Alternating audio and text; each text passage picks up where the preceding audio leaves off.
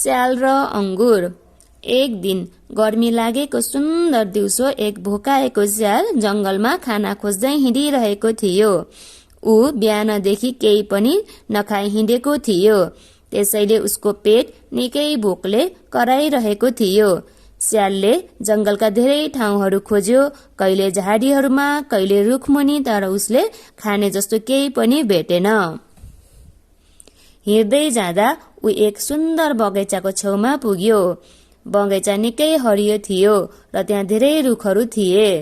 स्यालले वरिपरि हेर्दै गर्दा उसको आँखा अचानक एउटा अङ्गुरको बोटमा पर्यो। त्यो बोटमा ठूला ठूला पाकेका रसिला अङ्गुरका गुच्छाहरू झुन्डिएका थिए।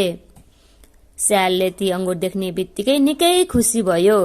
उसले मनमनै भन्यो, वाह, यी अङ्गुर त कति मिठा मिठा देखिन्छन्। यदि मैले यी खान पाए भने मेरो भोक तुरुन्तै मेटिने थियो। स्यालले अङ्गुर खानका लागि प्रयास गर्ने निर्णय गर्यो।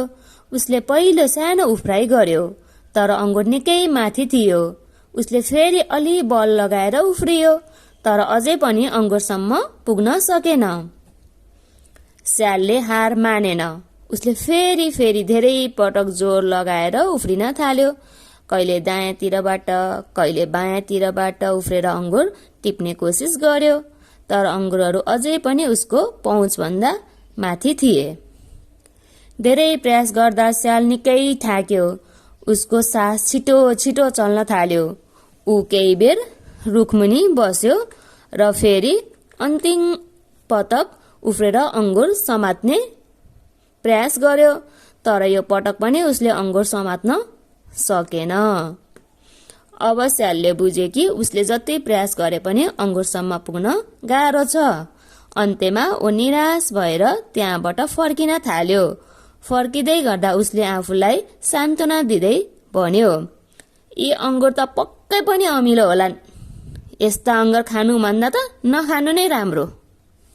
त्यसपछि स्याल त्यहाँबाट हिँडेर जंगलतिर गयो र अर्को ठाउँमा खाना खोज्न लाग्यो।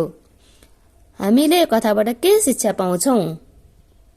हामीले यो कथाबाट मानिसहरू कहिलेकाहीँ आफूले पाउन नसक्ने कुरा नराम्रो भनेर बहाना बनाउँछन्। त्यसैले हामीले सधैँ सत्य स्वीकार गर्न सिक्नुपर्छ। धन्यवाद।